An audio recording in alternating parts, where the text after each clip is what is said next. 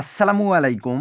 আজকে আপনাদেরকে জানাবো গরুর জন্য রোদ কতটা জরুরি। তাছাড়া আমরা বাড়ির উঠানে সবজি কেন লাগাই এবং কেমন ফলন হয়। তো আমরা যারা গরু বদ্ধভাবে পালন করি, মানে শেডের মধ্যে গরু বেঁধে পালন করি, এই গরুগুলা ওইভাবে রোদ পায় না বললেই চলে। আর এই গরুগুলা সবচেয়ে ভিটামিন ডি এর অভাব বেশি দেখা যায়। বাজারে বিভিন্ন কোম্পানির ভিটামিন ডি ট্যাবলেট পাওয়া যায়, যারা এক বক্সের দাম মোটামুটি ৩০০ টাকার মতো নিতে পারে কিংবা এর কম বেশি হতে পারে। আল্লাহর রহমতে রোদ থেকে আমরা ফ্রিতে ভিটামিন ডি পাই, তো কেন এই জিনিসটা হাতছাড়া করব। বর্তমানে শীত চলে এসেছে, তাই আমরা খুব সকালে আর শেড ধুয়ে দেই না। একটু যখন রোদ ওঠে তখন শেড এবং গরুগুলা ধুয়ে দেই, আর গরুগুলাকে বাইরে বের করি রোদে রাখার জন্য।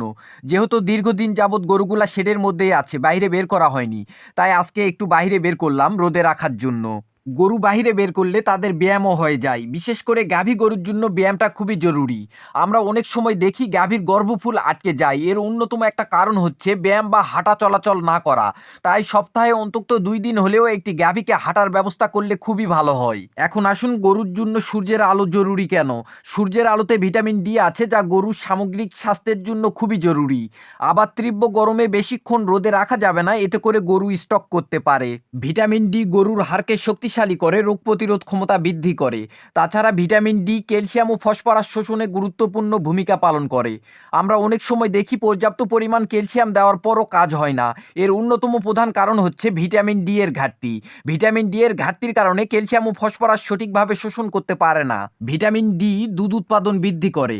অনেক সময় আমরা দেখি গরুর দুধ জ্বর বা মিল্ক ফিভার হয়। এই রোগের অন্যতম প্রধান একটি কারণ হচ্ছে ভিটামিন ডি এর ঘাটতি। আরেকটা ব্যাপার হচ্ছে, যে সকল গরু আমরা মাঠে চড়ে বেড়াই, সেই সকল গরুর মধ্যে কখনো ভিটামিন ডি এর ঘাটতি দেখা যায় না। ভিটামিন ডি চর্বিতে দ্রবণীয় অতিরিক্ত গ্রহণ করলে লিভারের সমস্যা হতে পারে।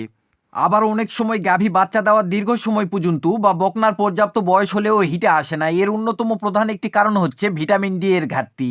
যখন আমরা ফ্রিতে ভিটামিন ডি এর একটি উৎস হিসাবে সূর্যের আলো পাচ্ছি, তাই নিয়মিত আধা ঘন্টা বা 1 ঘন্টা রোদে রাখলে ভিটামিন ডি এর অভাব হবে না। এখন প্রশ্ন আসতে পারে, কোন সময় সবথেকে বেশি ভিটামিন ডি পাওয়া যায়।